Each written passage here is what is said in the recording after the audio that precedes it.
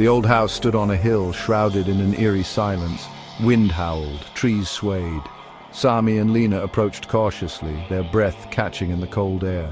You sure about this? It's just an old house, Lena. The front door creaked open as if beckoning them inside. A musty smell, like the forgotten memories of a lifetime, wafted out.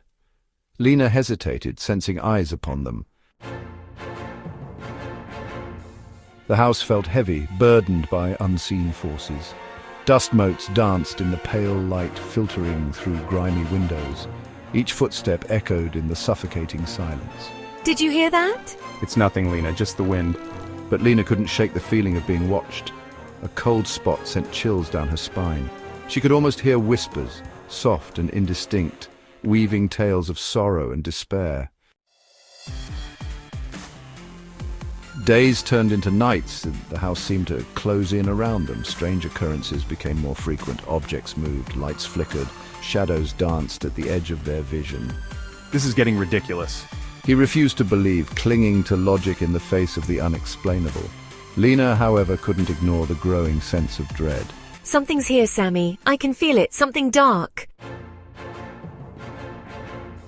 One night, the silence was shattered by the distinct sound of footsteps pacing in the attic above. The house had always been quiet, almost too quiet, but tonight was different. The air was thick with an unsettling tension, as if the walls themselves were holding their breath. Heavy, deliberate steps that sent shivers down their spines. Each thud echoed through the house, amplifying the fear that gripped their hearts. It was as if the footsteps were a countdown to something ominous, something they couldn't yet see but could feel in the marrow of their bones. What was that? The question hung in the air, unanswered, as the footsteps continued their relentless march. The fear in his voice was palpable, a stark contrast to the silence that followed. Lena's eyes widened in fear, her hand gripping Sami's arm. She had always been the brave one, but tonight, the unknown had stripped away her courage, leaving her vulnerable and scared. Sami, determined to find a logical explanation, grabbed a flashlight. He had always been the rational one, the one who believed there was a reason for everything. But tonight, even he felt the icy fingers of fear creeping up his spine. Stay here. His voice was a whisper, urgent and filled with a protective instinct. He didn't want her to see what he feared he might find. He instructed, his voice firm despite the tremor in his chest. He needed to be strong for both of them, even if he felt anything but. He climbed the creaking attic stairs, each step filled with a growing sense of unease. The wood groaned under his weight, as if protesting his ascent.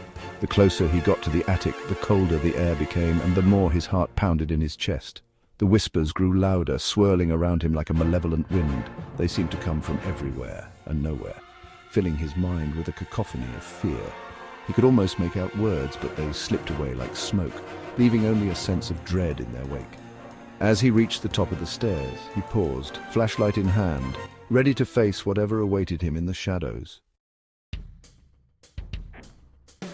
The attic was a cavernous space, filled with cobwebs and forgotten relics.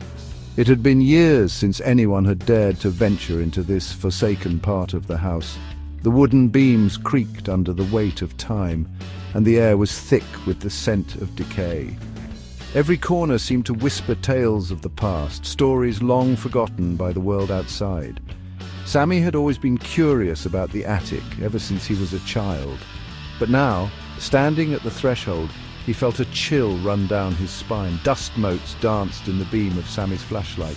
They seemed to come alive, swirling and twirling in the narrow beam of light, creating an almost magical atmosphere. But there was nothing magical about this place. It was eerie, and the silence was deafening. Sami took a deep breath, trying to steady his nerves. He had come here for a reason, and he wasn't going to back down now. The air was thick with the weight of secrets. It felt as though the very walls were watching him, judging him for intruding. Sami could feel the history of the place pressing down on him, making it hard to breathe. He moved forward, each step echoing in the vast emptiness. He moved slowly, his heart pounding in his chest. Every creak of the floorboards sounded like a thunderclap in the silence. He could feel his pulse in his ears, a constant reminder of his fear. But he had to keep going. He had to find out what was hidden in this attic. A child's doll lay discarded in a corner, its porcelain face cracked and sinister. It seemed to watch him with its lifeless eyes, a silent guardian of the attic's secrets. Sammy shuddered and looked away, trying to shake off the feeling of being watched. A rocking chair swayed gently, as though recently occupied. The sight of it sent a shiver down Sammy's spine. Who had been here before him, and why did it feel like they were still here, watching him from the shadows? The whispers intensified, swirling around him, whispering his name. They seemed to come from everywhere and nowhere at once, a cacophony of voices that made it hard to think. Sammy felt his resolve waver. What had he gotten himself into? Fear gnawed at his resolve. He had always prided himself on being rational, on not believing in ghosts or the supernatural. But now, standing in this attic, he wasn't so sure. The shadows seemed to move on their own, and the whispers were getting louder. He was no longer the skeptic. The evidence was all around him in the creaking floorboards, the whispering shadows, and the oppressive atmosphere. He had to admit it to himself. There was something here. Something beyond his understanding. He was a trespasser in a realm of darkness. This attic was not just a room in an old house. It was a gateway to something else, something ancient and powerful. Sammy took a deep breath and steeled himself. He had come this far, and he wasn't going to turn back now. Whatever secrets the attic held, he was determined to uncover them. As Sammy reached the center of the attic, his flashlight flickered and died, plunging him into darkness. Cold hands seemed to grip his heart. Panic surged through him. Then, he saw it. A figure materialized in the darkness. Tall and skeletal, its edges blurred and indistinct. Two glowing eyes filled with ancient malice stared back at him. Sammy gasped, his breath catching in his throat. He stumbled backward, tripping over a loose floorboard. He lay there, paralyzed by fear, as the shadow figure glided towards him. The air grew heavy, suffocating. It was as if the very walls of the old house were closing in, pressing down on anyone who dared to enter.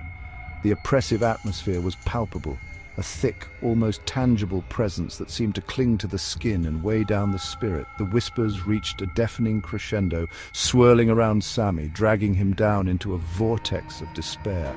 Each whisper was a fragment of a forgotten memory, a lost hope, a broken dream. They coalesced into a cacophony of sorrow and regret, pulling him deeper into the darkness. He tried to scream, but no sound escaped his lips. His throat felt constricted, as if an invisible hand were choking him, silencing his cries for help. The terror in his eyes was evident, but there was no one to see, no one to hear. The shadow descended upon him, engulfing him in its icy embrace. It was a darkness unlike any other, a living, breathing entity that seemed to feed on his fear. The cold seeped into his bones, numbing his senses and paralyzing his movements. He felt a searing pain, a tearing sensation, as if his very soul were being ripped away. The agony was unbearable, a torment that transcended the physical and reached into the very core of his being. He could feel himself slipping away, losing his grip on reality. Downstairs, Lena waited, her heart pounding. She could sense that something was terribly wrong, but she couldn't bring herself to move. The fear held her in place, a paralyzing force that kept her rooted to the spot. She listened intently, hoping for any sign of Sammy. She called out Sammy's name, but only silence met her ears. The silence was deafening, a void that seemed to swallow her voice and amplify her fear. She felt a chill run down her spine, a cold dread that settled in the pit of her stomach. A cold wind swept through the house, extinguishing the last of the lights. She was alone. The darkness closed in around her, an impenetrable shroud that seemed to pulse with a life of its own. She could feel the weight of the house pressing down on her, a malevolent presence that seemed to whisper of doom and despair. The flickering lights cast eerie shadows on the walls, creating a dance of light and dark that only heightened her sense of isolation. She knew she had to find Sammy, but the fear was overwhelming, a suffocating force that threatened to consume her. The old house stood silent once more, its secrets locked away in the darkness. The malevolent presence, sated for now, retreated into the shadows. Lena fled, the screams stuck in her throat, the haunting memory of Sammy's terror forever etched into her mind. The haunting shadows of Mate had claimed another victim, and the darkness lingered, waiting for its next prey.